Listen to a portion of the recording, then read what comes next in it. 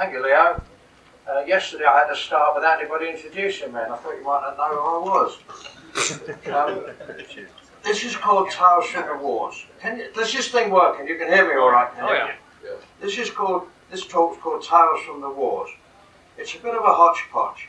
Now, over the years, I've written a lot of books and I've researched a lot. You don't get them all published, but I've done quite well. And I've come across all sorts of very interesting stories, very interesting little events and things, which I've done in part through Rotary clubs and things in England. I've never done everything together in one go here. So if you start getting up and leaving, I know that I've got a bit ambitious. It's very simple. It's, as I say, it's just things that are pertaining to war and in some cases wargaming. And I conclude with what I claim is the first ever fictional short story about wargaming, which I have written, which I'm going to read to you. It's quite a bigger book. Anyway, see for yourself. Right, well now, we'll start off. I've been doing a series of books for castles in England on Victorian colonial campaigns. I did Africa, and then I did India. Now, I have got bound volumes of most of the illustrated London users for the last century, and you know what a marvellous treasury of woodcuts and engravings they are. But I didn't have 1857, so I went to the local library, which my library in Southampton, very fortunate, I got every single illustrated London news in bound volumes from when it originated until today. Which brings me to a most useless piece of information. I bet I'm the only man in America, in fact possibly in the Western world, who can tell you the Illustrated London News, first edition, came out on the 14th of May 1842. Now there's a nice piece of useless information, but it pleases me to sort of show people that I know. Anyway, I was researching Indian mutiny, and in the middle of 1857 I came across, ever saw this report about the mutiny in Mirror, there was this marvellous two-page, double-page woodcut of a British infantry square in Meerut, and it said at the top, "Justice is exacted," or extracted, I can't remember it. Anyway, there was this woodcut of a British battalion on a barrack square in India, formed in square, with the front of the square open, so that they're down like that. Now, across the bottom of the square were 10 guns. Strapped to each gun in a loincloth, with his back to the muzzle and his hands strapped to the wheels, was a mutinous sepoy. See, and it said underneath it, "This is a just and humane punishment devised by the military authorities in India as being the only suitable mode of punishment that can be given these rebellious sepoys." Because if you only hang or shoot a sepoy, a mutinous sepoy, you leave his body whole, and his relatives can collect it, and they can bury it, and he goes to Nirvana or wherever that people from India go to, you see, and everything's fine. But if you mix up the different races, you have a Parsi and a Brahmin and an outcast and a Hindu and a Muslim, all that, all along, and mix them all up in the guns and blow them to pieces so all the bits get mixed up, see, you cause a considerable amount of discomfort to all concerned. So there it was, and I looked at this and I thought to myself, oh yeah, I've seen the thing before. So I turned through, and I came to the next week, because Saturday, Illustrated London News came out every Saturday. Every Saturday in the last century, my great-grandfathers, or British great-grandfathers, looked at Illustrated London News to see how our lads are getting on in, you take your choice, in Africa, in India, in Egypt, wherever we happen to be bashing somebody at the time. Okay. Anyway, in this next week, there was this letter from Joshua Cardwell, the Vicar of High Wycombe in Buckinghamshire, to the editor, Illustrated London News, 27th of October, 1857. Sir, I have studied at great length the graphic illustration and accompanying text concerning the recent execution of sepoy mutineers in Meerut in India, placed before a wondering readership through the pages of your illustrious journal. Sir, I must protest with all the feeling and conviction within me that the mode of punishment inflicted upon these dastardly miscreants guilty of defiling pure British womanhood and foully murdering British babies. Undoubtedly, this method of execution must irrevocably taint all those responsible for its infliction, staining them with its foulness and nightmarish memories. Nevertheless, and notwithstanding this unfortunate fact, I feel with all my heart that the punishment is unworthy of every British soldier and civilian, unworthy through its sheer magnanimity. Surely it must be possible to conceive some form of punishment more fitting to their crime, something that is more prolonged, more painful than this relatively instant death by a sudden explosion. Have we no military brains imbued with adequate awareness of the magnitude of their crimes that they cannot devote some thoughtful hours to devising a final punishment more fitting to these crimes?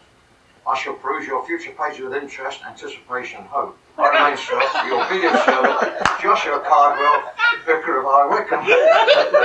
Well, the editor underneath says, the editor, while fully comprehending, not without sympathy and understanding of the vicar's views, has little to offer except to suggest that the writer might find in the pages of the scriptures some more suitable retribution devised by zealous and undeviating Christians.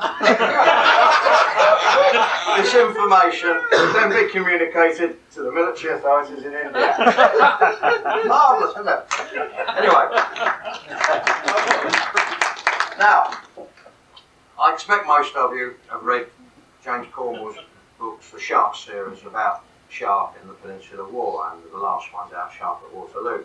Now, in 1981, Bernard Cornwell, so 1981, when Bernard Cornwell started writing these books, there was this paragraph, this column in the London Daily Telegraph. While Bernard Cornwell was researching his historical novel Sharp's Eagle, that's the first one they did, a call taken about Talavera, published today by Collins, he thinks he may have shed new light on a fabled close escape from death by the Duke of Wellington. On the eve of the Battle of Talavera, Wellington was staying at the Casa de Salinas and was watching the approach of the French battalion through a spyglass so intently that he failed to notice that skirmishing troops were already in the courtyard. According to Lady Longford's biography, the Duke made a hasty escape with his staff and narrowly escaped a volley of French fire. But 5 independent Spanish sources in Talavera told Cornwell that the Duke was actually engaged in the house in a conquest of a distinctly unmilitary kind. Cornwell initially just borrowed the name of his hero, Richard Sharp, from England's most elusive fly half. This is a famous English rugby international. But later found the name had stuck. Sharp's Eagle is the first in a projected 12-part series of what Cornwell calls Hornblower on Land. Well, anyway, the series has gone on, and I find it fascinating because I know all the places he's writing about, and I read it and I think to myself, I know where he got that information from, and I read with interest how Almeida was blown up, and I know how it really was blown up, and I read the plausible way which Cornwell blends it into his story. So anyway, I have no doubt whatsoever that Wellington was not engaged in anything, any okey pokey at the Casa de Salinas. I've been there about 5 times, and at the time, it's now a very luxurious country residence, but at the time it was in ruins, and Wellington wasn't the sort of bloke, he was an autocratic man, wasn't the sort of bloke to dally with some Spanish bit of stuff in a hovel. He could have got much better. Fortescue said, Donkin's brigade, taking no security precautions, lay down in the shade around Casa de Salinas and were caught and fired upon by Lapice's division. Wild confusion. The 88th and 87th ran back, firing wildly at each other. The 60th stood firm. Aide-de-camp rode to Wellesley to report the mishap, who rode over with all speed and scrambled up the ruined walls of the Casa to see what was going on. He had hardly done so when enemy sharpshooters came swarming around the building, and he barely escaped capture by jumping down and remounting his horse in haste. So that doesn't look like it's up to anything, does it? Napier, famous series, War on the Peninsula, War Battles and Seas on the Peninsula. Victor's army marched on the Casa de Salinas, and as there were no cavalry patrols, supplies were paid. Sir Arthur, in the place of observation, very hardly escaped capture, but the French charged so hotly that British brigades were separated and fired on each other. Your Jack Weller, whose book Wellington and the Peninsula has accompanied me round in my sweaty little hand on every trip because I found it quite one of the best and the easiest to read. Weller, just before the unfortunate fight with Donkin's brigade, Wellesley had ridden forward to the Casa de Salinas. He could see nothing from the ground through the trees, so ascended one of the towers which rise to a considerable height. He had hardly reached the top when he noticed French light infantry envelop the eastern end of the building. He just had time to dash down the stairs, mount and ride from the courtyard to the rear, followed by a ragged volley from the Voltigeurs. Michael Glover, the Peninsula, he doesn't mention incident at all. Sir Charles Oman, in his famous series, The Peninsular War. The Pieces Division had forded the Albuquerque and entered the woods without being observed by outlying pickets from Mackenzie's left brigade. It has even escaped the notice of Wellesley himself, who just mounted the roof of the ruined Casa de Salinas, the only point in the neighbourhood from which anything like a general view of the countryside could be secured. While he was intent on watching the heights above the Albuquerque to his front, and the cavalry vedettes descending from them, the enemy's infantry was stealing upon his left. And unconscious Wellesley heard a brisk fire of musketry upon his left front, where the French were driving in pickets of Donkin's brigade. The division barely had time to stand to arms. Some men were said to have been killed before rising from the ground. And the commander-in-chief had barely descended from the roof, mounted his charger when the enemy were upon them. So I think we can say that Wellington was not up to anything in the Casa de Salinas, wherever else he got up to anything. I wrote a book in 1971 called MacDonald the 42nd. Now, it originated in a very interesting way. In Great Britain during the war years, there was, as there possibly was here, there were all sorts of salvage schemes going on. There was salvage for paper, everybody had their railings pulled down, salvage for metal and all that sort of thing. And you used to see big sort of skips lying around with iron in and everything. Well, among the paper that was salvaged, after the war, somebody gave me a letter that was thrown away by the Docks and Harbour Board in Bristol, in southwest England. And this letter was dated the 8th of October 1895, and this is a photocopy of it. This is the actual photocopy of the letter. This is in beautiful Victorian hand, and it goes on quite a lot of it. Now, it was written by Hector John MacDonald to Mr. Harvey. Mr. Harvey was his boss in the Bristol docks, and Hector MacDonald was a labourer. Now, the whole book I wrote, I derived from this because Hector MacDonald enlisted in the 42nd Regiment, the Black Watch, on the 24th of November 1843, for 14 years and 6 months service. He had 5 brothers serving in the regiment at the same time.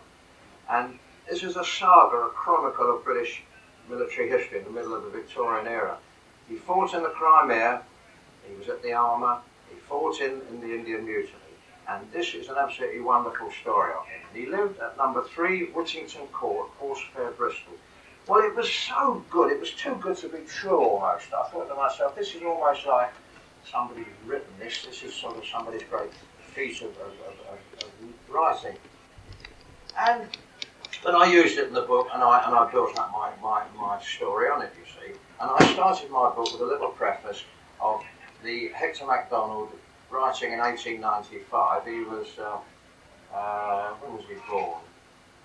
Well, he must have been, 1843, he must have been about 18, mustn't he? So you're going back to about 1825. And this was written in 1895, so he was 70. And there he was, married late in life, because he came over here to America after the Crimean War, and he joined the 2nd Vermont Regiment, and he fought in your Civil War.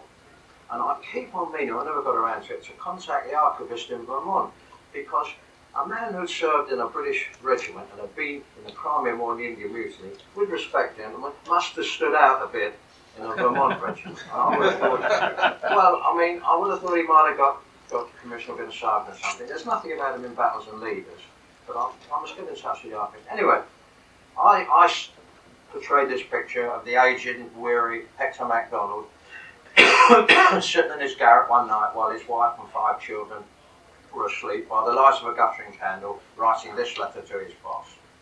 And I started the book and went on, and I wrote the book and it came out. Well, about 3 or 4 years later, after the book came out, I was at Somerset House in London, where all the records were then kept of births and deaths and everything like that. And I was looking for something else.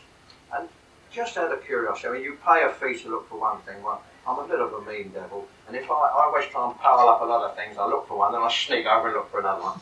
Well, I had some time to spare, so just for the hell of it, I looked up to see if I could find Hector MacDonald's death certificate, and I found it.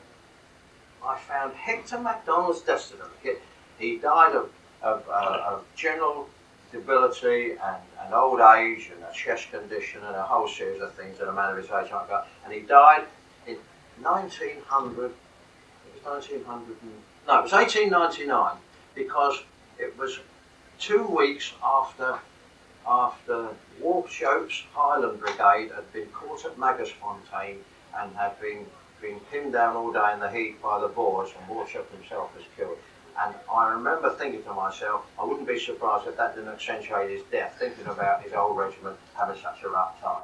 And there it was. There was his death certificate, dated. He was in the same house, 3 Brookington Court, Horsefair, Bristol. And Mr. Harley was a hard-hearted bugger because he didn't give him a better job. He was still a dog labourer. I was really touched by that. That really affected me.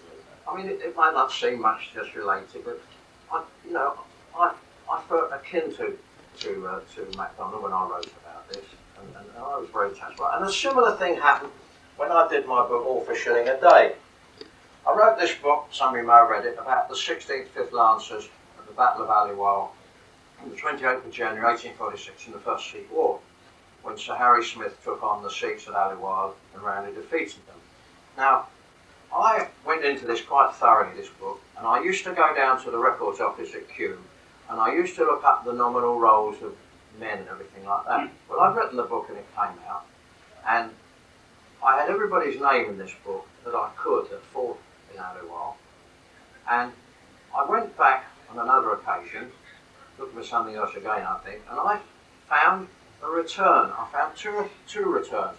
I found a return some years later when the 16th 5th Lancers sailed from India to come home. And I found another return taken when they arrived in England, in the regiment. You know, a return, all the nominal roll of it would be like that. Now, in the 16th 5th Lancers there were 2 brothers called Cowtans, funny name, Corporal Frank B. Cowtans, 1202, the 4th Squadron, 1309, Corporal Edwin Cowtans, of Sea Troop. Now, the 16th Lancers did a fantastic charge at Aliwal. They broke steep squares, they repeatedly rode through them and everything. And I visualised after the battle, they'd come out and they were resting on their horses. And as a matter of interest, the 16th Lancers, when they had gone through these squares and they came out after the battle, their lance pennons were encrusted with blood. And when they amalgamated with the 5th Lancers in 1922, the 5th Lancers in 1922, they were granted the privilege of having on the veranda of the guard room, there was a regimental badge and motto, and there are 2 cross lances. And if you go to a 16th 5th, I don't know where they are, I think there are 2 in England. If you go there, you'll see it. And there are these 2 lances with a red and white pennant. Now, one of the pennants is starched and it's crimped and stiff, representing how the pennants of the 16th Lancers were encrusted with blood after the charge at Aliwal. The other one isn't, because the 5th Lancers weren't in the charge, and why should they have their pennants stiff with white blood? Typical military tradition. Anyway, I visualised these 2 Cowtown boys. They'd come out of the battle. Now they were on their horses, and I imagined them sitting there, sort of looking down the line to see if they shot. You're all right. Hello, you're great. All right. And how great they must have felt about it. And then I looked at this return when they sailed from Calcutta, and there they were, 2 Cowtown boys, and I thought, good, going home. And I looked through to this other return when they arrived in England, and Frank Cowtans died of cholera on the voyage home. I found that quite sad. After going through that, and he has an ignominious death on a ship and gets dropped into the sea where they'd shot at his feet to weigh him down, taken out the boat. I found that sort of really quite sad. And, well, again, I'm sentimental. I have been on a number of occasions. I'm very interested in the 100 Years' War, Henry V. Agincourt, Crécy, Poitiers, and all those battles in France. I've been to every one of those battlefields. And I've been to Agincourt a number of times. Now, this is an article I wrote about Agincourt, and I'd like to read it to you because I think you'll find it interesting. In the course of our relentless tour of the world's battlefields, we've been to Agincourt at least 3 times, tramped over its peaceful acres while picturing in our mind's eye the grim struggle taking place there 576 years ago. Old warrior Winston Churchill claimed that the Battle of Agincourt, fought in France on a misty autumn morning in 1415, was the most heroic of all the land battles England ever fought. The 2 films, Henry V brought it to public notice, with Laurence Olivier or Kenneth Branagh in shining armour crying Shakespeare's stirring speeches in a poetic interpretation in the triumph of a cornered English common soldier over arrogant French knights. In fact, it is the almost incredible story of 6,000 determined English soldiers in far worse physical condition than their foes, under an inspiring leader who marched 260 miles in 17 days and then defeated 25,000 Frenchmen, inflicting 10,000 casualties for the loss of 100. Every single Englishman killed 1.5 Frenchmen. They won because most of them were brave. The French lost because many of them were cowards. Perhaps less changed than any other major battlefield of history, the placid ordinariness of this piece of rectangular wood-bordered French farmland at Agincourt in the Pas-de-Calais belies the violent drama that took place there 574 years ago, when brilliantly bedecked knights clashed amid a tumult of whistling arrows, shouting men, squealing horses, and a clash of steel against steel. Were he to return there today, King Henry V would readily recognise this place, where he immortalised himself in 180 minutes of fierce fighting. The battlefield is pinpointed by the crossroads north of Mesencelles, where Route 104 crosses D71, and by a clump of trees on the right of D104, some 200 metres in front of the crossroads, marking a burial pit for the French dead of 14 buried where they fell. Allowing for arrow range, the French line must have formed up about 155 metres beyond Route 171, about 50 metres short of the clump of trees. Here the archers replanted their pointed wooden stakes that were to break the rush of the French cavalry. Then every man in the English army prostrated himself, kissed the ground, and took a morsel of soil into his mouth, which was the traditional thing to do before battle in those days. No good soldier would go into battle without the earth housel, which is what it was called, for should he die, it was imperative that he should carry in his body some of that earth to which his body would return. Out in front of the ranks, old Sir Thomas Erpingham threw high in the air his warder, or staff of authority, as a signal for the battle to commence. From the captains came the order, Neige rock, which literally means knees stretch. In other words, you all say, right, let's get in. And the first provocative volleys of arrows filled the air. Placing himself between the second and third lines of the centre group of dismounted men-at-arms, disdaining the customary identically dressed surrogates, Henry alone wore the bright surcoat bearing the leopards of England and the fleur-de-lis of France, as he stood over the fallen body of his stricken brother Humphrey and fought off the 16 French knights led by Brunelot de Massingren and Ganneau de Bournonville, pledged to smash the crown from his helmet. That same axe-dented helmet with a golden florin missing can be seen today in Westminster Abbey. And if you stand and look at it, that is very evocative. Here, this and most other facts about Agincourt are beyond conjecture, being soundly based on existing records left by more than 30 English and French chroniclers actually at the battle who lived at the time. So it is known exactly how the English army formed up on the frontages of each formation that went to make up the 940 yards long battle line between the two woods. You recall that you had the Agincourt woods there and the Tramcourt woods there. The French were on the wide part, Henry was across the narrow part. The French were channeled in. They started off across about 1,500 yards and channeled into under 1,000 yards, and they could hardly raise their arms, which was the key to the whole battle. I may have already said this in here in this article, but anyway, I'll mention it now. So it is known exactly how the English army formed up. The frontages of each formation that went up to make the 940 yards long battle line with the flanks resting on the wood on either side. So unchanged as the battlefield, the pacing across today's stubble on the English line reveals the distance between the two woods to be much the same as in 1450. And knowing the exact frontages of the units makes it possible to pace across the plough, today's plough, and arrive at the exact spot where in 1415 the gallant king stood and fought off those French knights over his brother's body. Now, this evocative exercise, and this can be done, I've done this a number of times, I've done this with people who, when they've got to the middle point, they've been emotionally affected. I've seen grown men standing there with tears streaming down their faces. One man, a rugby international, a big tough lad, started wildly declaiming once more into the British dear friends. He got his half-lures mixed up with his Agincourt. This evocative exercise begins by walking across today's stubble to the Agincourt woods, left at D104 looking north, and pacing across the field towards the Tramcourt woods. Now, your first 300 paces covers the frontage of the 2,000 left-wing archers. who dispatched Sir William de Savoyes, a French knight, who was precipitated into their midst when his horse fell on being impaled upon one of the pointed wood estate. Then 80 paces across the front of Lord Camoys, 4 ranks of 300 men-at-arms, and another 80 paces for a further 500 archers behind pointed wooden stakes. Now take 40 paces and halt. You reach the centre of the 300 knights and men-at-arms, dismounted, 75 abreast in 4 ranks. The king positioned in the middle between the second and third rank, easily recognisable in his brightly coloured surcoat. Now, you've got to be pretty dull of soul to be able to stand on such a hallowed spot, and not realise you're brushing shoulders with your ancestors. And as I say, the helmet that he wore that day is in Westminster Abbey. There's more of this goes on, but I won't read it all. But there is another part of it that I would like to read to you, because this is very, very interesting. Shakespeare clarion the names of the nobility: Harry the King, Bedford and Exeter, Warwick and Talbot, Salisbury and Gloucester.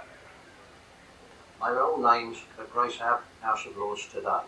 And the men in the ranks, the archers, strong, muscular soldiers, skin tanned and dried by the weather, grizzled and lean, or young, with fresh English faces, hair curling from under close steel huskers, all could draw and loose bows 12 times in a single minute, and were lightly esteemed if they missed their target at 250 yards. Now, where's Paddy Griffiths talking all about rifles and things like that? Because I would go so far as to say that there wasn't any weapon given to an English soldier between 1346, the Battle of Crecy, 1346, the Battle of Crecy, and 1854, when in the Crimea the British infantryman was given an Enfield. There was no weapon that the British soldier possessed that was as effective as the English longbow. But there are other reasons why the firearm was more convenient. Now, it's almost breathtaking to consider that a list of all of them, the nobility, the lesser knights, the men-at-arms, the squires, and the incomparable English archers, can be seen in the Public Record Office in London, on a roll prepared on the 20th of July 1415 of all who set forth with the king. This splendid example of the calligraphy of the time, and that art was approaching perfection, is backed by the original muster rolls in Old French. Number E/101/47/20. And you can go there if you go there. You can go there and you can ask for these, you can see them. You don't have to believe me. You can go and you can see them. You can handle them. It's out of the banner commanded by old Sir Thomas Erpingham, who I told you through the staff up in the air. Number E/101/46/3 is a company commanded by Sir Richard de Keeley from Inskip in Lancashire, who was killed.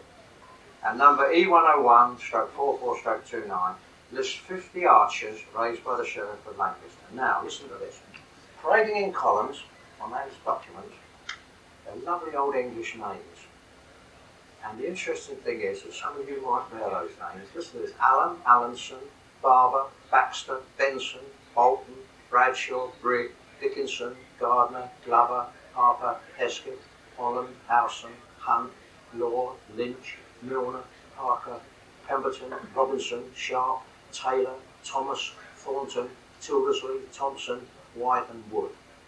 Men from English country villages and market towns that sprinkle the Welshmen. Independent, stout-hearted men, probably as quarrelsome as Shakespeare's Bardolph and Nym, restive under the discipline meted out by him and his lieutenants, with that mixture of firmness and humanity which has always been the mark of the good English officer.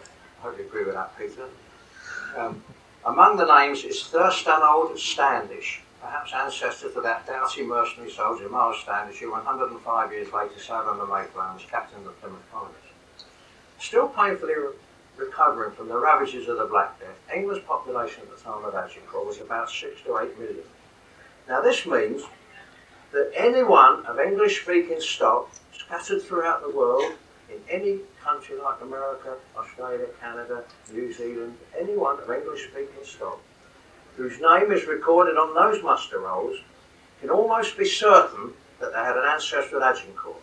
That among them, or among that band of brothers, that happy few who fought upon St. Crispin's Day. Now I find that quite thrilling. Unfortunately, there's no Featherstones there.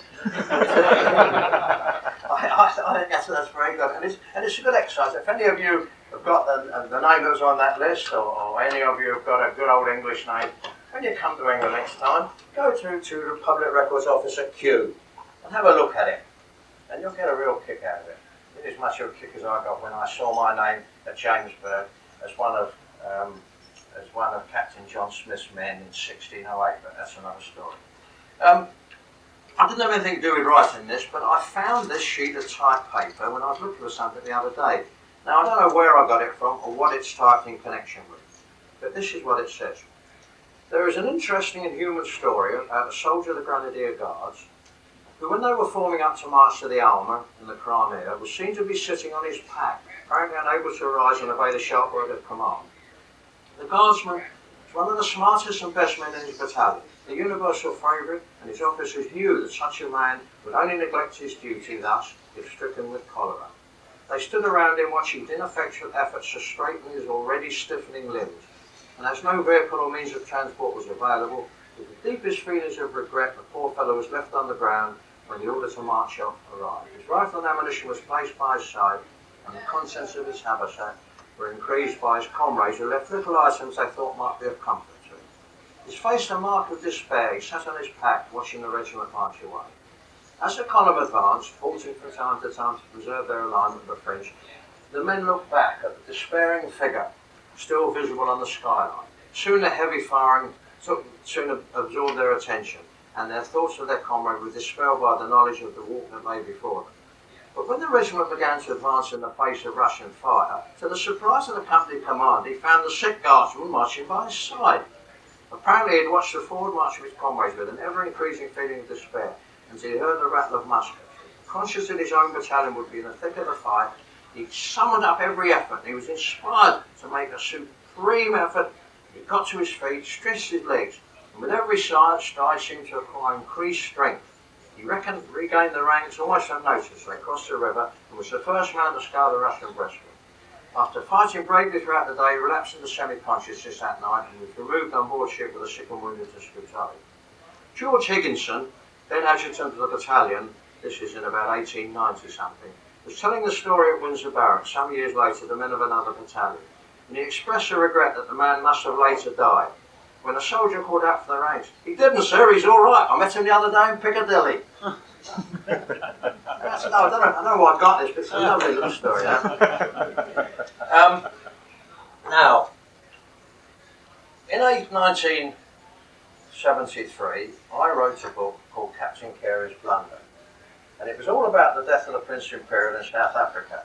And I thoroughly enjoyed writing that book. I researched it very thoroughly and I enjoyed writing it. And I had one of the most satisfying things that ever happened to me in my life occurred in 1979 when I was over in South Africa at the anniversary of the Zulu War. And I was at Samoana there, up on the heights, and it was the exact 100th anniversary. And there was a man from the South African Military History Museum at Johannesburg came to talk to us about the battle. There were about 10,000 people there, and there were some ox wagons there without the oxen, and people were sitting around on them. And in front of you, you could see the white cairns which show where the dead were buried, and over to the right was that great sphinx-like rock that tells you that it's Samoana. Anyway, I was there with 6 other fellows, and we sat on a rocky outcrop about 10 feet long. They sat there, the 6 of them, and there was another one like that, forming like an L shape. I was on this end here. Well, we were sort of sitting looking. There were about 10,000 people that are all milling around, and I went along with my camera over there to take another picture of the rock, which is exactly like a sphinx. It looks just like the Gloucestershire Regiment's cap badge, actually. And when I came back, sitting there was a great burly man in a safari suit, just like I've got on now, with a wide-brimmed hat with a leopard skin dangling from it, and a moustache there, and with a lady in a cream linen suit. And as I walked up, he looked up at me and said, "Good morning." So quite spontaneously I said, "I can't believe I'm here." He said, "Why, man?" He said, "Why are you here then?" "I've come over because it's the anniversary of the battle," I said, "and I brought my friends with me." I said, "I wrote a book about this place once and I got very interested." He said, "Wrote a book, eh? What was it about?" So I said, about Prince Imperial, death of Prince Imperial. "Then you are Donald Featherstone, and that is Captain Carey's Blunder, the definitive work on the subject." So we shook hands. "Let me introduce myself." He said, "I'm Ian Player, President of the World Conservation Group, an associate of Lorenz van der Post and a friend of your Prince Philip. He said, you might know my brother Gary Play, he plays a bit of golf. And he introduced me to his wife. That man was a marvel to us because the rest of the time we were over there, he introduced us to everybody. We went to a barbecue, they call them braais over there, and we met Senator Henderson, his wife Sheila, and she took us to Owen's Larter and all round Ladysmith up there.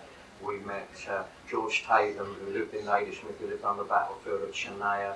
We met Fitz Christopher, an attorney in Ladysmith, who lived in the same house as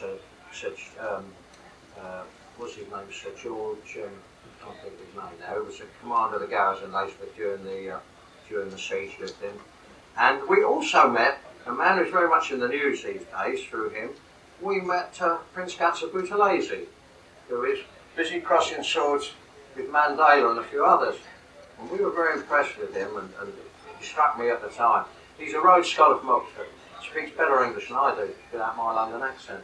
And he struck me at the time that if the country had to have or was going to have a coloured leader, he was the man to do it. And he was a very interesting man. And we're going back to 1979, and he said to us, we were sitting talking to him, and he said to us, this country is not ready to rule itself. The black man is not ready to rule himself. We are 300 years behind the times, he said. The white man is sometimes oppressive, but his word can be trusted. If he says he will do something, then he will do it, he said. I am in no hurry for the black man or the Zulu race to take over South Africa. And I've always remembered that. He said, there is a great tendency for corruption here. He said, you were up at Abbey. This was at Ulundi, he was telling us. He said, you've been up at Ulundi, up at the kraals there, the village. He said, and you will have noticed me. He said, now, he said, if you live there, he said, and you get out to get on the bus, you have a child with you, he said, the conductor will take your money, and he will take the money for the child, and he will bar your way until you've given him another 5 cents. If you're holding a briefcase, that will cost you 5 cents. If the postman gives you a letter, he holds on to it until you give him 5 cents. He said, this is a 5-cent country. He said, we are not yet ready to rule us. And I always think of that, and everybody goes around talking about apartheid and South Africa and all that sort of thing. Buthelezi is a very, very special man. Anyway, that's a digression. Now, Captain Carey's London.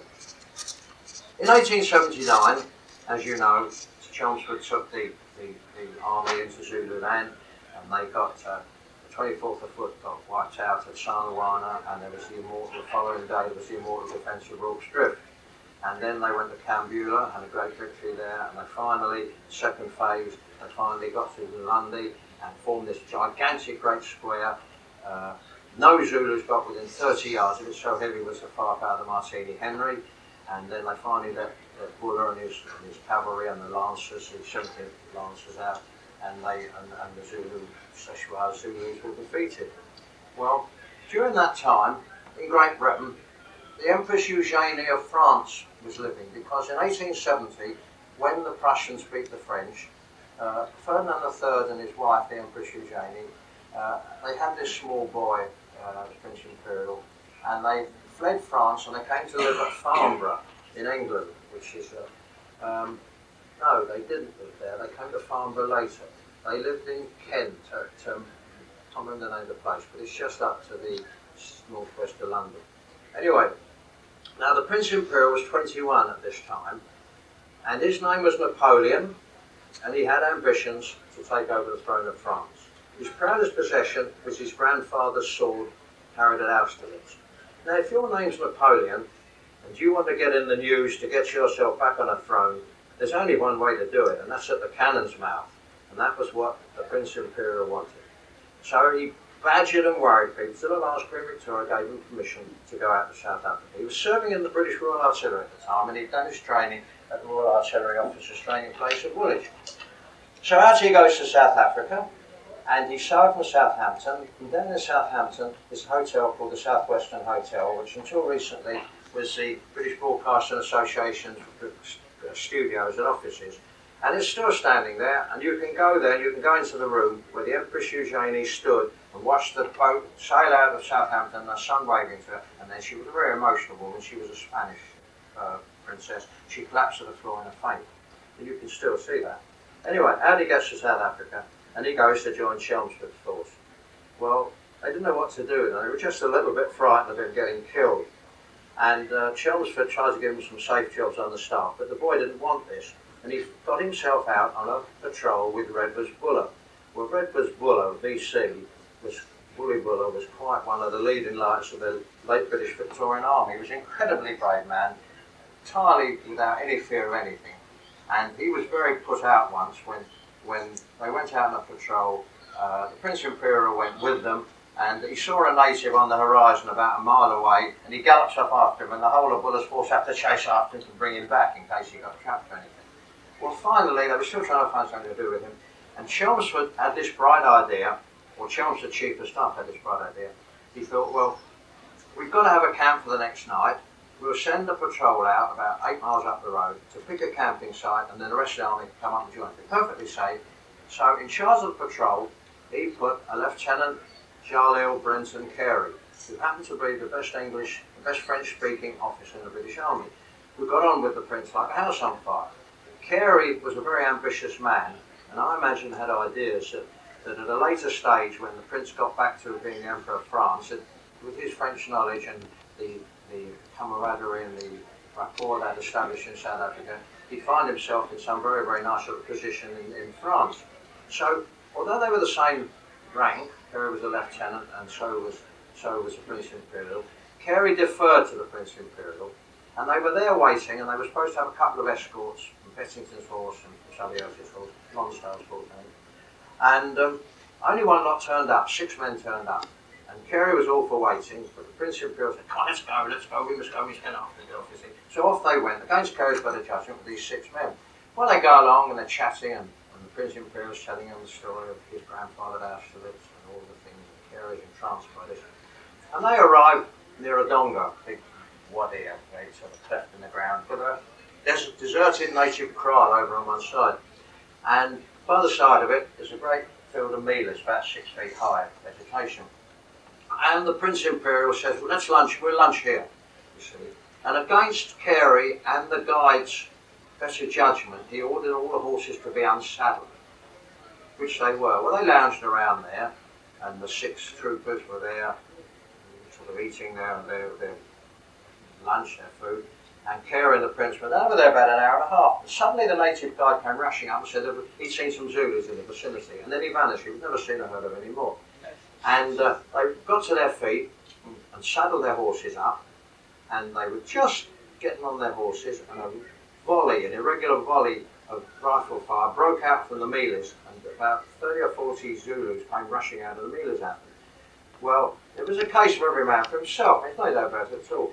2 of the company, the horsemen, Abel and I can't remember anyone's name, were killed, and their graves are there in the donga today. Carey got away, and there was a French Channel Islander there called Le Toc, and the Prince was fumbling around a bit with his saddle girth, and Le Toc said in French, save yourself, your highness, hurry up, save yourself. And the Prince did his saddle girth, and he was the last away. Well, as he bolted onto this grey horse, Percy, the saddle girth broke and he fell. He tumbled to the ground, the Zulus were on it. And he shot some of them and got his sword out, but he was murdered and massacred. And the story goes that the fleeing people, Carey stopped and looked back. Well, I mean, what could he do? He'd got 4 men left, they'd only got pistols, and there were about 40 Zulus there. What could they do? So, sort of feeling very down, they went back. And of course, unfortunately, the first people they met was a very strong patrolling force, led by 2 of the paladins of the English army of the time, Redvers Buller and Sir Evelyn Wood, 2 VCs. And Buller says, what's the trouble? So Carey said, we've been attacked by the Zulus, sir. So Evelyn Wood said, where's the Prince? Carey said, I fear, sir, he is dead. Buller says, then so should you bloody well be. Anyway, they court-martialed Carey, and he defended himself. And he was sentenced to be cashiered from the army and sent home. And when he arrived in England, it was quite apparent that the English public, where their sympathies lay, because when the ship came into Plymouth, the mayor of Plymouth came on the ship to greet Carey with an illuminated address of welcome from the citizens of Plymouth. And everybody was on Carey's side. The French weren't popular. Everybody supported Carey. And the documents had to go to Queen Victoria. They went to the Duke of Cambridge, who passed them to Victoria, and they had to be seen by her to be ratified to see whether he was going to be cashiered and thrown out of the army. Well, the Queen decided, she hadn't made up her mind, and then the Empress Eugenie interceded on Carey's behalf. And she said, you know, I feel sorry for him. He'd written a letter to his wife on the night of the tragedy, a very illuminating letter, which somehow, you know, in the traditional legal fashion, a copy of it had appeared on Eugenie's desk one morning. So she knew how he felt. So she interceded, and the Queen pardoned Carey, and Carey went back to his regiment. Now, every source that you read says that Carey was a pariah. Carey was ostracised by the army. Carey was a hated man, and he dragged his life out of that. Now, I am absolutely certain that this was quite wrong, because Carey became the adjutant of his regiment. And the adjutant of a regiment is the commanding officer's secretary. He is the commanding officer's link between himself and the regiment. He is the commanding officer's link between himself and the other officers. And commanding officers don't pick pariahs and unpopular people to take on that role. Although one would have possibly thought that in that age and that period that the CO would have said to Carey in the anteroom of the mess, on that table there's a pistol, you know what to do with it. But this didn't happen. Carey became the adjutant and he served under the regiment. Now, this is all straight up stuff. This is all researched and this is all straight. Carey's regiment went to India and they were in Karachi, and the regiment was struck by cholera. Now, the treatment for cholera in those days was that as soon as people started dying, and they just died like flies, they were all at breakfast time and they were dead and buried by noon. Cholera was a terrible insidious thing. The treatment was the regiment packed everything up, put its band at its head and marched out against the wind. And you marched against the wind and you kept marching until people stopped dying, and you turn around and march back. Sometimes you marched for 3 months. Well, Carey's regiment, 98 Staffordshire's, did that at Karachi. Now, I knew, because I'd got this death certificate, that Carey died in that year, in 1880. He didn't die of cholera, he died of peritonitis.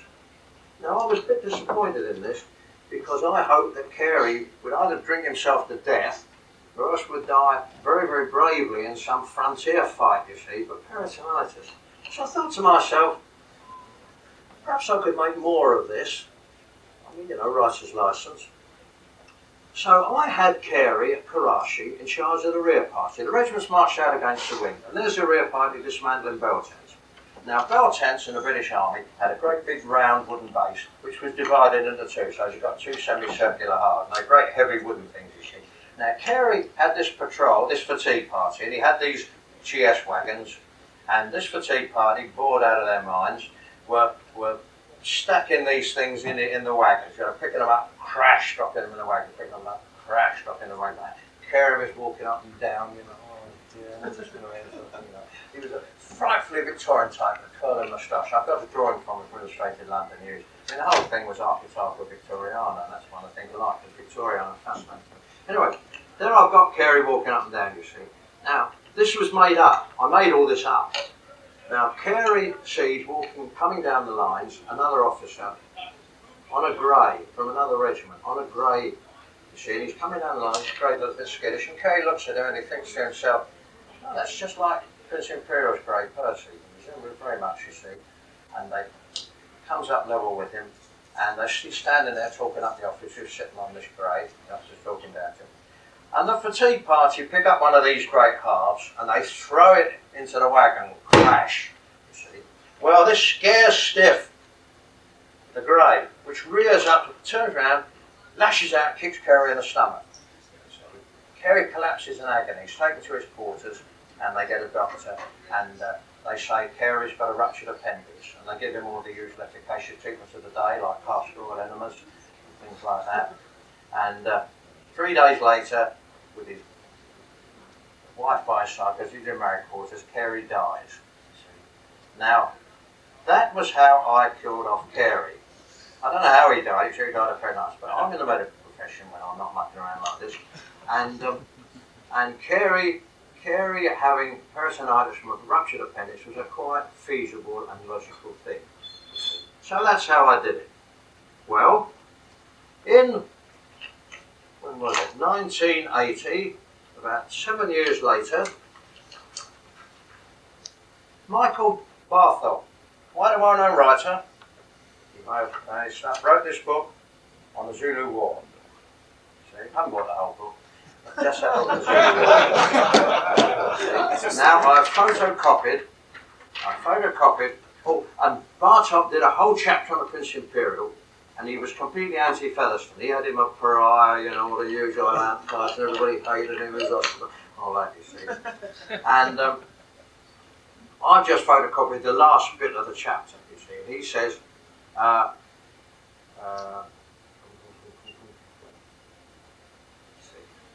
Carey rejoined the 98, but the immense and lengthy controversy his case had aroused, some papers condemning and others defending him, cannot have made the rest of his career easy.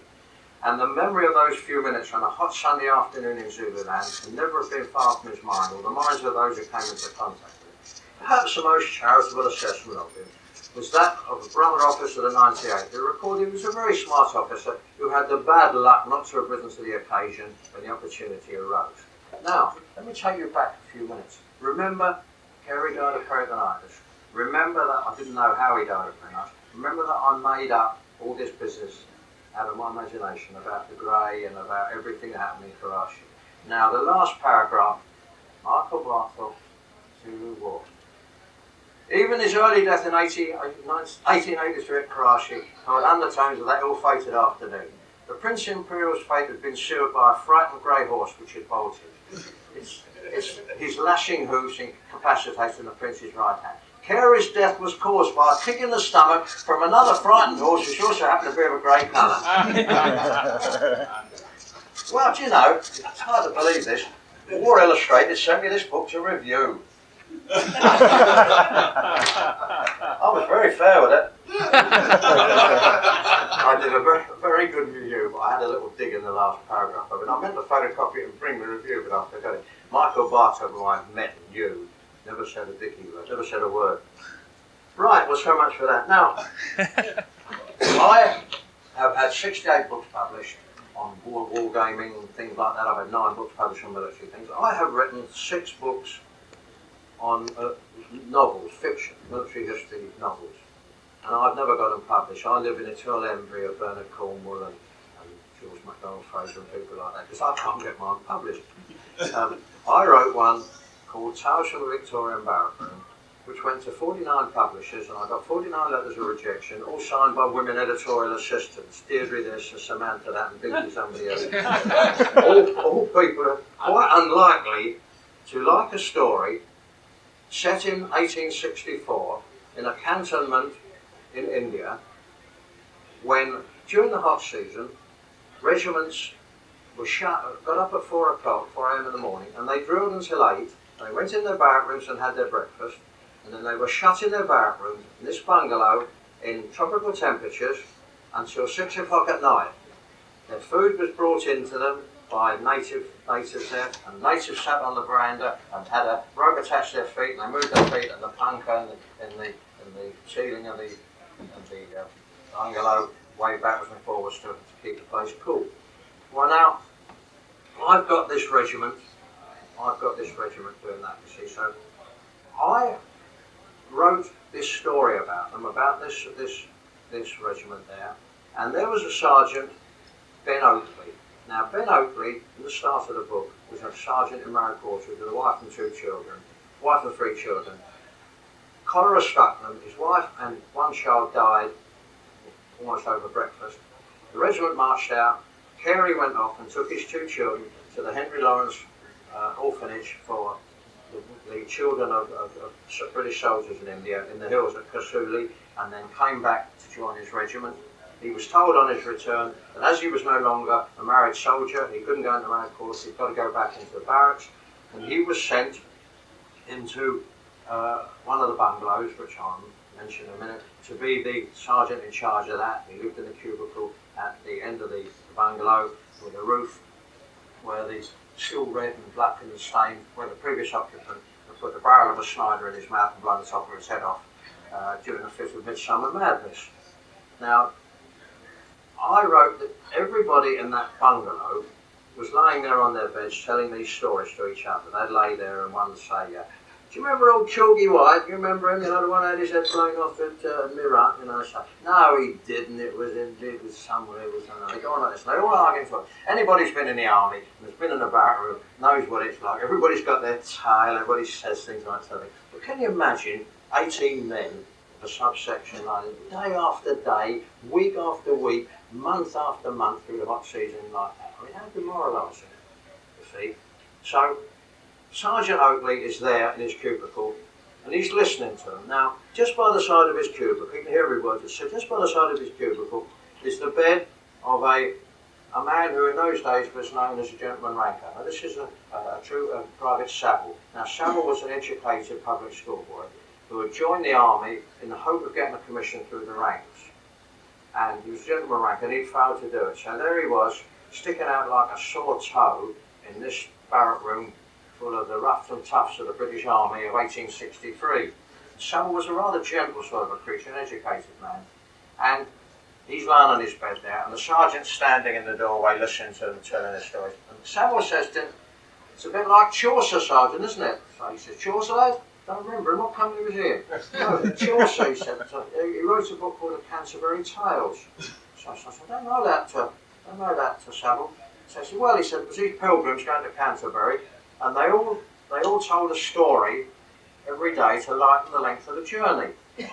So he said, it seems to me, Sergeant, that we've got a long journey here, and it would be a good idea if somebody lighten this journey. So the Sergeant, it's a jolly good idea. Well, the next morning, when they all come back and have had their breakfast, he gets them all on a little parade in the hut, you know, and being other ranks are immediately suspicious of what's in store for them. And he tells them, he says this, you see, and they don't really understand what he's talking about, but anyway, he says so. So if anybody's got a story to tell, he said, and I know you can tell them because I've been listening to you, I would like them to volunteer to tell a story. I will tell the first one to set the ball rolling. We'll do one a week, every Friday morning we'll do a story. So I wrote this story, and it's all about wargaming in 1863, and I claim that this is the first ever piece of wargaming fiction. You might not agree, but anyway, I'll go through it. Throughout much of the 19th century in Britain, during the hot season, the British Army had a 4 a.m. reveille, drilled until 8 a.m, then returned to their barrack rooms to be shut in until 5 in the late afternoon, only officers being permitted to venture forth and take part in sport. Because there was nothing they could do about it, and it was far too hot to be active, even if there was anything to do, the practice was accepted, and generations of British soldiers sweated their lives away on their sharp boys, their beds. But not everyone was happy about the situation. Among them was Sergeant Ben Oakley, the 5th subsection of the 3rd section of C Company of Her Majesty's 131st Regiment of Foot, who lived in bungalow number 5 in Aliwal Lines at Mersborough Cantonment in central India. Lying in his drawers on a damp bed in the cubicle at the end of the barrack room, he reasoned that such idleness destroyed men, made them worse soldiers, less able to withstand hardship, and fight efficiently against the hard-as-nails hillmen on their own patch. It seemed so obvious. He couldn't understand why nothing was done about it, why some form of military training could not be devised for the long hours they wasted in the bungalow. It was not like the British Army to miss a chance of getting their pound of flesh out of the men. It worried the sergeant. They could see no way of altering the situation until idly watching Private Saville engage in his much derided hobby of making little animals out of clay, which were then dried in the sun. As he watched a line being made, an inspiration gradually took shape in his mind.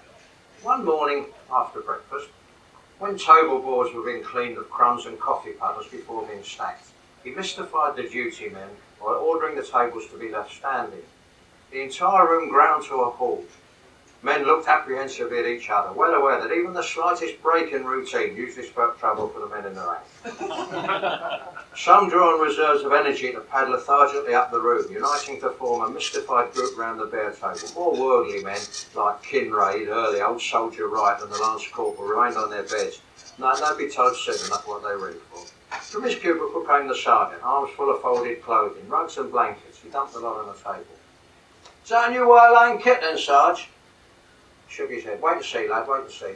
Aided by Private Saville, trying hard not to show pleasure and self-importance from the royal thrust upon him, the sergeant laid out on the tabletop folded towels, shirts, socks and other items of clothing in an irregular spaced pattern, which he and Saville carefully covered with dusty grey blankets, ends hanging down all round. Sounds familiar, doesn't it? Bewildered men gaped alternately at the tabletop and each other as the sergeant delved into a small pack to produce pieces of rock, pebbles, dried grass and feathery fronds of vegetation.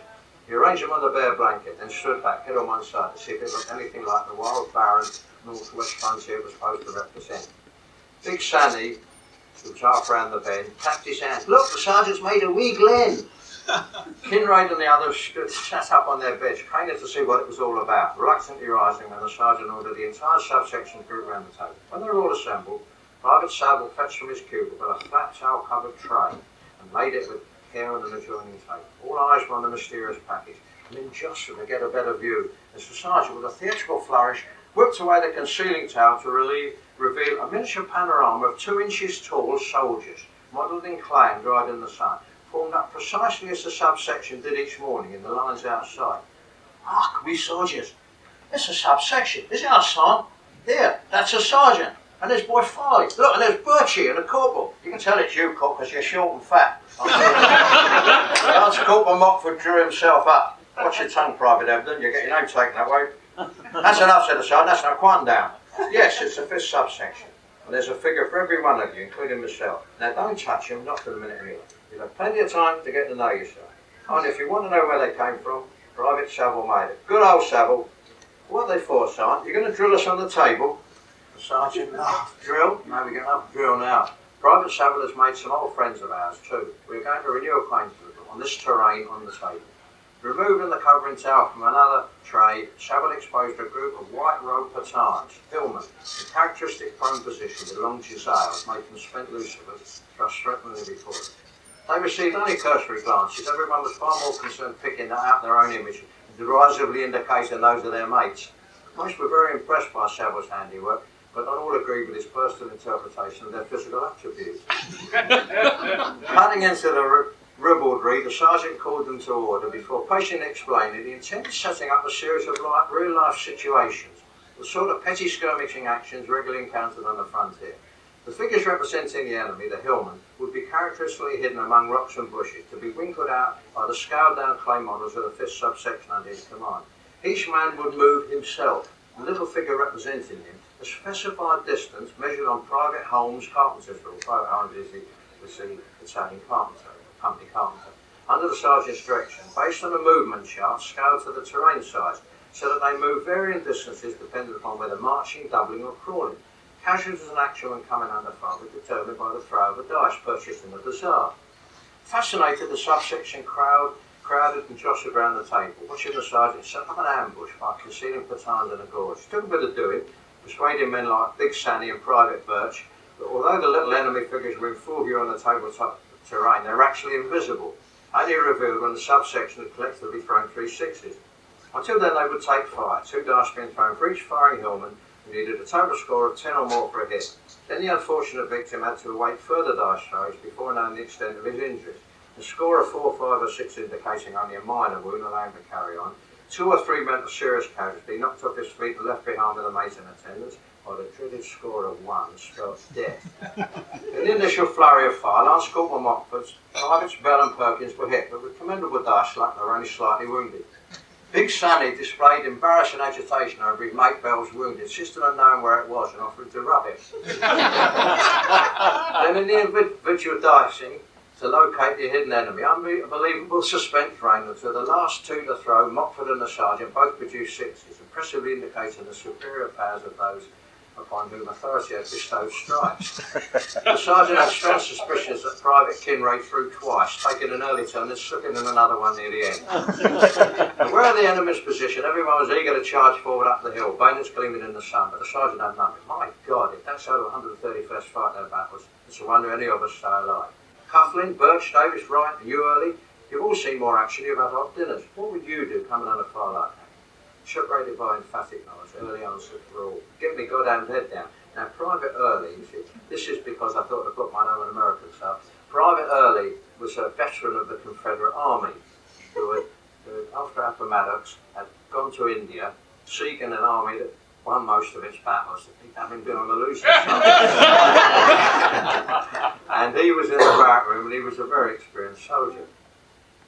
So he said, get me goddamn dead down. Yes, said the sergeant, that's right. You go to ground and you keep them occupied where your commander's made a plan. Now, Corporal Mockford, you and me, we're behind this bloody great rock. How are we going to get the subsection out of this place? Before the Lance Corporal could answer, old soldier Private Wright asked permission to speak because, you see, this was a different sort of army than the one we used to. In this barrack room, there was a drummer boy of 14 and there was Wright who was 55. They stayed in the British Army for years and years. It was their home, their family. Before the last corporal could answer, old soldier Wright asked permission to speak. Son, it ain't the same, is it? If it were real like, with bullets flying around, we'd be shooting ourselves, wouldn't we? Beg your pardon, son. But here, with no real danger, what's to stop one of us having a gamble like on a good dice ball and rushing up the bloody hill? He smiled thinly around in triumph. May I ask Sergeant Saville if he's making a little clay Victoria crosses? Ignoring the old soldier's characteristics here, the sergeant yesterday, yeah, I'll give you that. I'll give you that it don't have no fear, and that's about the biggest factor in battle. But we've got to carry on as though we, them little clay men, are a fear. He paused and he looked in Wright's eyes. Tell you what, Private Wright, go on. Do what you like. When one of them clay VCs you mentioned, take them back, the bearded lugubrious veteran looked first at him, then down the table. You mean I can move my own figure? Do what I like? Yeah, that's right. Have a go on your own. Private Wright glanced from face to face, licked his lips and braced himself for his dashing solo effort. Leaning forward, arms rule in hand, he carefully measured out the 6-inch charge, moved the chart degree. The sergeant nodded. Right. Now you're out in the open, on your own.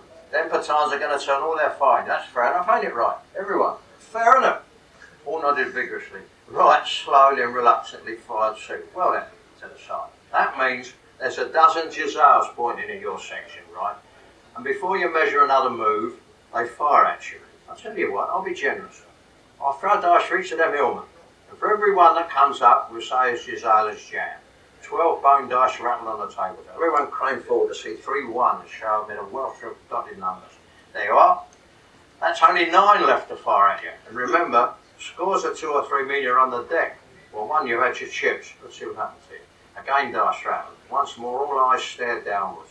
Uproarious laughter echoed round the high room as men slapped each other's backs and poked fingers into the ribs of Wright, staring incredulously at 2 right, 2 2s, a 3 and a 1. Sorry, Private Wright, afraid you're goner. The lads will miss you. The thin face twisted. Oh, we're unlucky. If we have another go, I'll be all right. Ah, but you don't get another go in war, do you? Now, you might be dead on the table, but you ain't been scared, have you? It don't mean anything to you, does it? Reluctantly, Wright nodded. The sergeant nodded back. Well, we'll have to make it so as you and the others ain't so keen on having a go and losing their life. He bent forward and picked up the 2-inch effigy of Private Wright. The man's eyes actually followed his movement. In real life, when you're dead, you're gone, ain't you? And soon you're dust. Well, it's more sooner than later here. Because if you're dead here, then you're dust straight away. Opening his hand, the sergeant let the little clay Private Wright drop to the floor, immediately grinding it under his heavy boot heel, lifting the foot to reveal a smear of pale brown dust on the flagstone floor. The old soldier's mouth dropped open. Hands held up something. He stared down the crust and, son, you didn't have to do that. What am I going to do now? I won't be able to fight no more.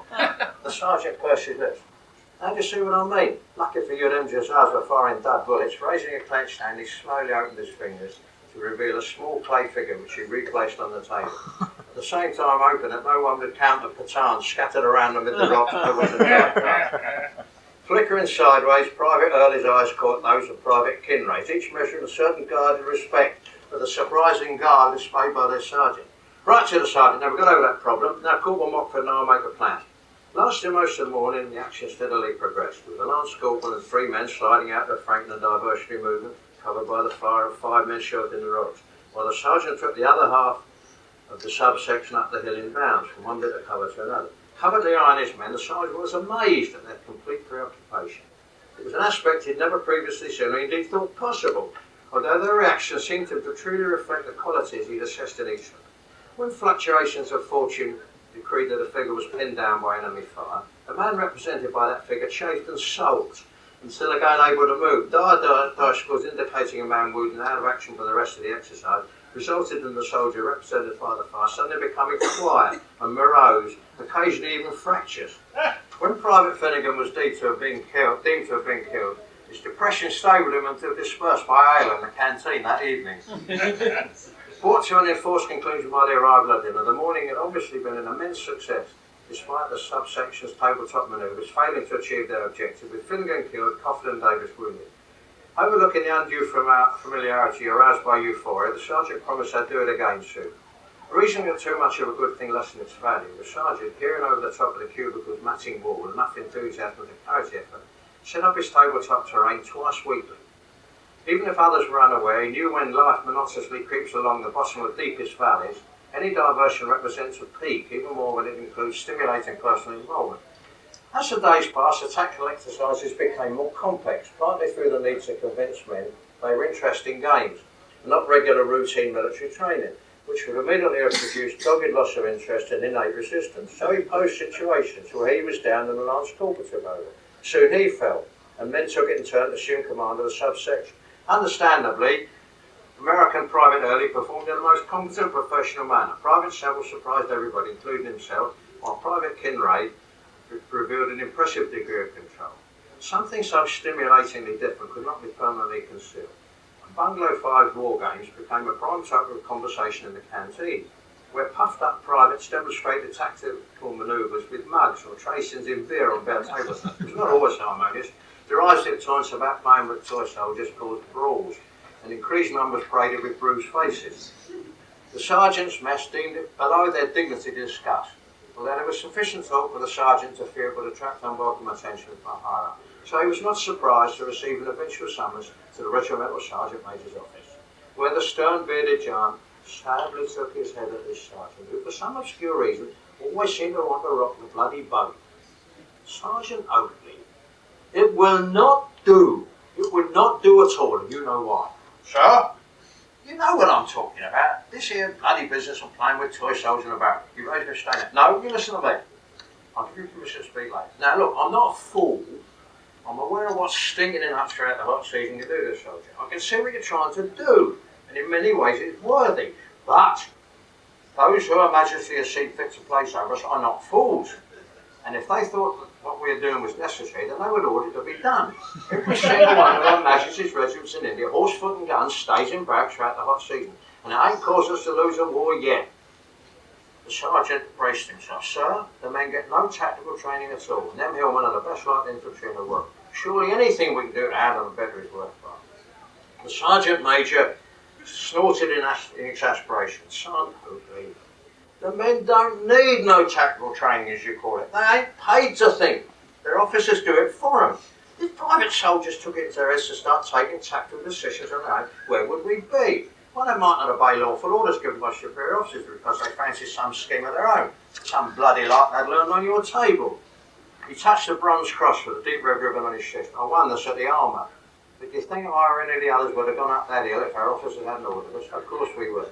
Private soldiers must not be encouraged to think for themselves. It will never do. Excuse me, Sergeant Major, but when you were in command, the soldiers battled. Sergeant Major looked up sharply. This man was bright as well as brave. That was a different kettle of fish. We were surprised, outnumbered. It was not so much a question of thinking, more of taking on groups of Russians as they loomed out the fog, fighting for our lives. You must understand that, when I say soldiers as not think, I'm allowing for the British having something the others haven't got, what makes them natural-born soldiers. They're better than other countries. They don't need to think. Sir, with respect that may be, but I would like you to see what they're doing something purposeful in what it has done for my men. They're not half asleep anymore, they're alive and alert. Sir, will you come over to the barrack room tomorrow and see for yourself? No, I certainly won't. The regimental sergeant major can't have anything to do with unauthorised practices. What you are doing is causing discontent and disturbance among both NCOs and men. Sergeants are coming in here complaining that their men want something similar. Can't have everyone going on off their own tack doing whatever they bloody well like. The other sergeants aren't feeling kindly towards you, Sergeant Oakley, because you're making their job hard. Why aren't you like the other sergeants? Why don't you conform? The sergeant stood nonplussed. What was there to say? Your bloody tactical exercises are causing bad feeling among lower ranks. I'm told of fights in the canteen are over it. So that on parade, your subsection more like prize fighters than soldiers. You'll have to stop forthwith, Sergeant Oakley. Can't let the life of the regiment upset like this. Don't let me hear of any more games with toy soldiers in your barrack. And no fraternising with lower ranks either. Next day, in a studied non-committal manner, the sergeant announced there would be no more war games. The news was received with habitual lower rank stoic apathy. Men returned to lolling on their beds for yet another day of sweating boredom. Yeah, first fictional day. Well, I've just got one more thing I'd like to say. You've all been awfully good sitting there with bags of attention and everything. I'd just like to say one more thing. Now, this is the 5th time I've been over here, and I get on very well with all of you. I don't think I've met any single one of your countrymen that I haven't got on with or I dislike anything. I get on with you and I like you all. Now, the reason this is, I think, is because without any of you knowing it, I am really one of you. Now, I'll tell you why.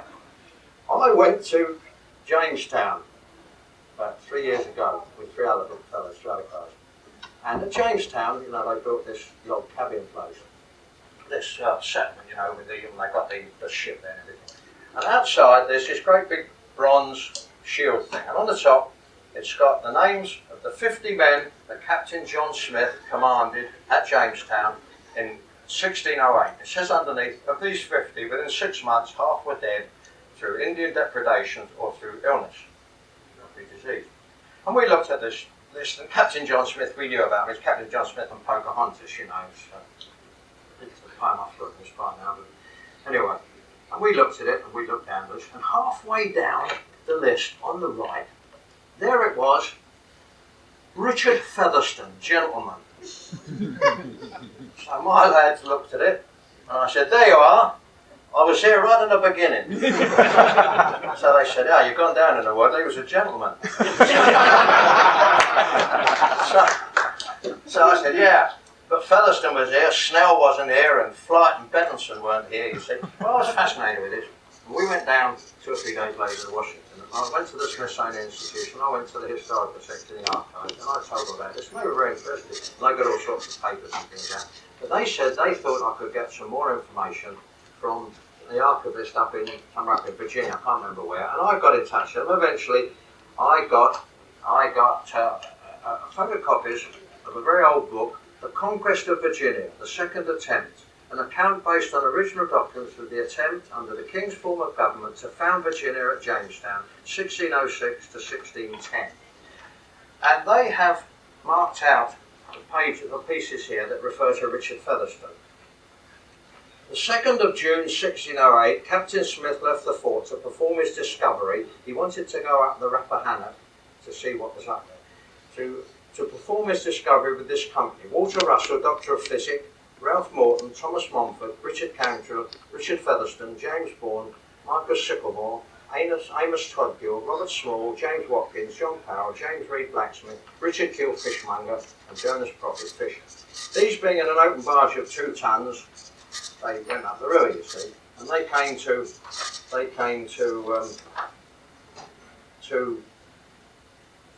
some part of the river where it says, finding this eastern shore shallow, broken isles in the main for most part without fresh water, we passed by the Straits of Limbo to the western shore.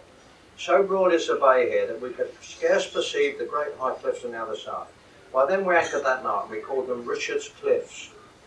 After Richard Featherstone, you see. Now, 30 leagues we sailed more northwards, not finding any inhabitants, yet the coast well watered, the mountains very barren. And then they went back again, you see. And then, a month later, they went up again. And on the 20th of July, Captain Smith set forward to finish the discovery of the Chesapeake Bay with 12 men. The names were Nathaniel Powell, Thomas Montfort, Richard Featherstone, Michael Sycamore, James Bond, Anthony Bagler, all gentlemen. Jonas Prophet, Amos Todgill, Richard Pising, Richard Neal, James Watkins, William Ward, soldiers. And then they talk about how they got this from there. And it says, betwixt Sacobec and Massautec, I don't know whether those names exist now, but they're obviously Indian names, is a small isle or two which causes the river to be broader than all. There it pleased God to take one of our company called Mr. Featherstone, that all the time he had been in this country had behaved himself honestly, valiantly and industriously. I think I've done that when I've been here too. Where in a small bay we called Featherstone's Bay, we buried him with a volley of shot.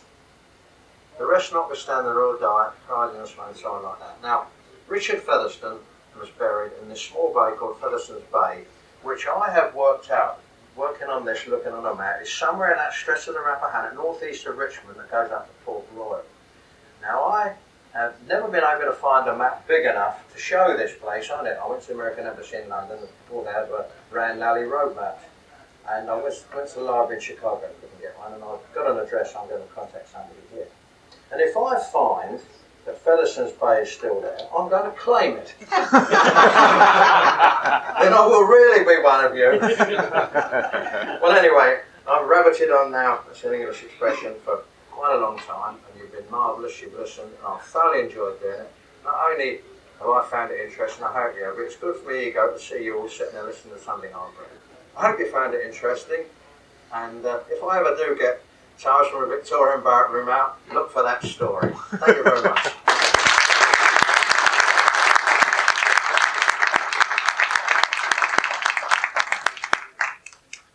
Is there anybody here who hasn't had one of these little things? I wrote a little, I came over here and I wanted to do something to show my appreciation of people I met, and I did a little thing called Don Featherstone Knapsack, a little sort of magazine thing. Now, if there's anybody here who hasn't had one and would like one, I would be very honoured if you'd come up, and I would be delighted to give you one. If not, I'll send you one over. Yeah, didn't I give you one, Jim?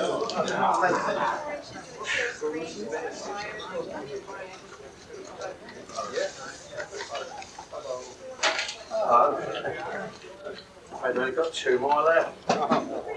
Can you borrow somebody else? And I just ran Yeah, I said I walked in the shop and this American came in off from Texas. So I asked Scotty Bowden. Oh, I'm so glad. Look, please. Leo, you remember I told you about going in that shop in Piccadilly? What's that? You remember I told you about going in that shop in Piccadilly, American? That's him! Oh, It's true! Wasn't it true? Yeah, it was the most amazing thing in the world. I was looking at figures in the shop. As I was looking at the figures, I looked up and my eye just caught a quick glimpse of you. Oh my golly! I rushed down the shop and said, Donald Featherstone. You left your wife standing in the Sloane Square. Hey, you never know what happened. After I left you, I think I should have invited to come and stay with you or something. I was so surprised at it. So I left my wife, I got on the bus, and I went to Frank Street. My wife was out there. She said, you're late again. She said, so I said, oh, the most interesting thing has happened to me. She said, come on, give it to me. She said, I suppose you met one of your American friends. Yeah, that's just what happened. Not only that, but a person who took the War Gamers newsletter for 5, 6, 8 years. I'm so glad. I'm so glad. I've been looking for you around. I asked Scotty Bowden. Huh? You said from Texas? Yeah, from Texas, right. Yeah. I I couldn't remember your second. I said I thought it was Pat Doyle. And Scotty Bowden was saying, what town in Texas? I think Scotty is up in Dallas. Do you know Jack Hayes? Very good. Okay. Right on. I'll see if you have time to come on about your Please, hang around a bit so I don't introduce the people. Well, are you going to be around here? I think I'm going to be buying this French and Indian fort, and I'm going to figure out how to get it on a plane. I'll be around. It'll be a box. I'll be around. Are you going to publish this? I suppose I could. I don't know how to do that. It turns out well. Okay. Yeah, I'll send a letter to People who've registered. well, I don't have much plans. I figured I'd send a letter to Dick. Well, if you wanted to put something in the courier, we could. Okay, do that. I would order one. Okay. $29.95. I'm just this guy. I brought my copy of McDonald for 42nd. It's out in the car.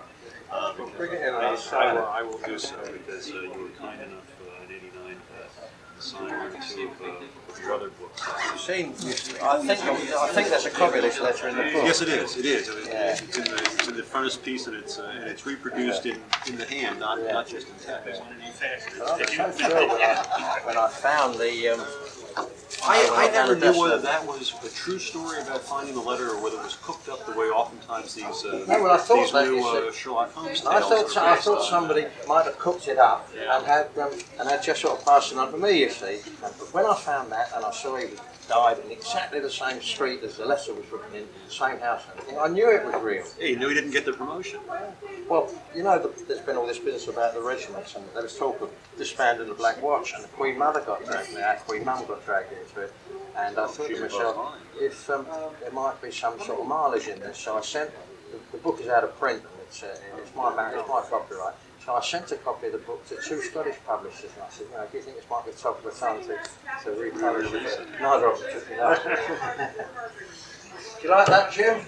I have never heard your Barricade Well, I've never heard your Barricade story. It was wonderful. Yeah, those are terrific. I can't imagine no one. they're all like that. It should be published. Oh, they're all terrific? They're all terrific, so should all go out and buy them? Well, it hasn't come out, you see, and you've got this Private Early in it. He tells a story about the Maddox and how he first heard that the war had been lost, and how upset he was, and how he went to the west and fought the Indians, and then he came over to India and everything. It's never been published. Could you find an American in the publication? Yeah. It's a straightforward, down the line story, and that isn't what publishers want nowadays. People nowadays want sort of esoteric things with psycho sort of connotations that I can't write.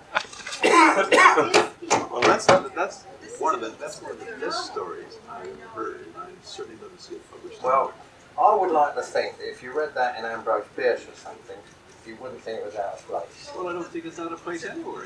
It's a great story. It's got all kinds of charm and it's marvelous. Well, they're all like that. I would have bought some others, but I just thought that happens to be one that seemed to me to be most applicable. Great story. Right, let's get myself a drink now. Thank you very much. I saw you put that there. Thank you very much, Laura. I have a question for you, Donald. Enjoy it, Pat. I do. The longbows. Okay.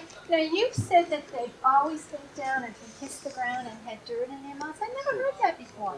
Explain that. Medieval soldiers always did it because when you die, if you were killed and you went to heaven, then you had a piece of the earth that you just left on your body or within your body, so that you would be something or other. It was the talisman to achieve. It was to join your spirit with your body when you were resurrected, wasn't it? Something like that. Yes. Considering how they No, I never heard bathed, that I would think before. they'd have it. Yeah, have it all over them. Interesting to me.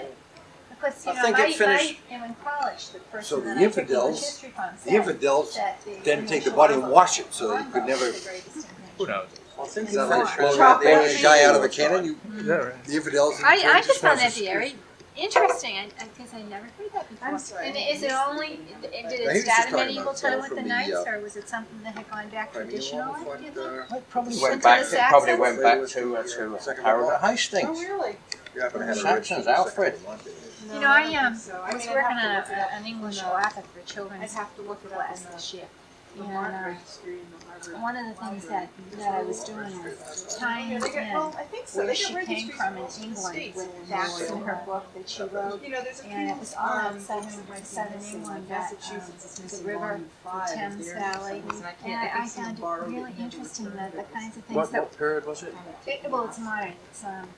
It's, yeah, it's modern. It was the darkest As I right. said, I wanted to My get son's here house was sooner. right on the River as opposed Thames, to just later. by Movie's Road. But I was at a Big kind River of Thames went by just by Richmond. delicate And stage of that. she uses things like, you know, the king comes out of his grave, and then that, The ley that ties lines. in with The ley lines. the boat they found. The one that's Sutton Hoo. Sutton Hoo, yeah. Yeah. And things like it was interesting. And then I got into ley lines and stuff like that, and I thought, I have to go back and do that region again with this information. She's not just a pretty face, your mum, is she? Well, I really. What was that fellow's name from the second Vermont you want looked up? It's a MacDonald.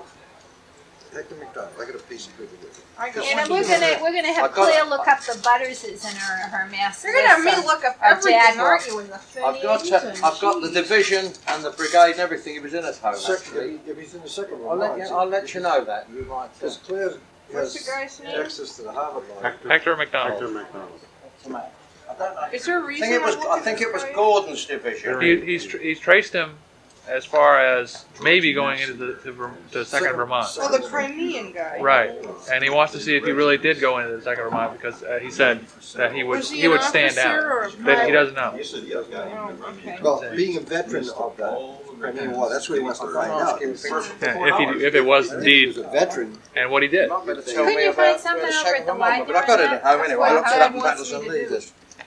Just look What are you under gonna the do with white this? lists.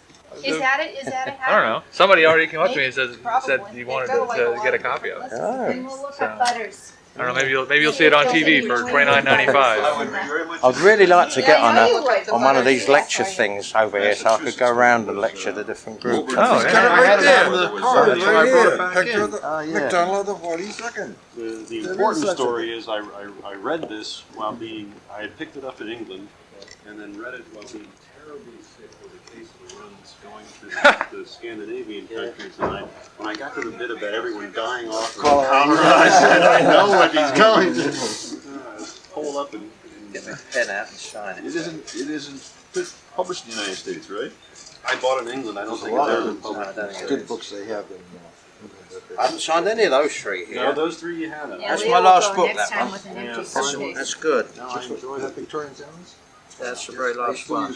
You got that, haven't you? Yes, yes. Yeah, no, I You think said that's that was pretty still active. I can hardly wait You for that new are, one to come out on Africa so you can Habit. get that. Comedy.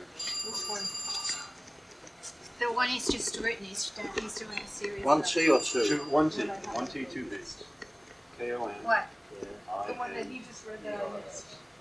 No, he's just written it. Did It's it? going to That be is it. published. He said it should be out by Christmas. Have you seen that at all? You, I think, have it at home, and I saw that you had it, but I haven't taken a look at it yet. So what do we do now? What do we have to do? Whatever you want.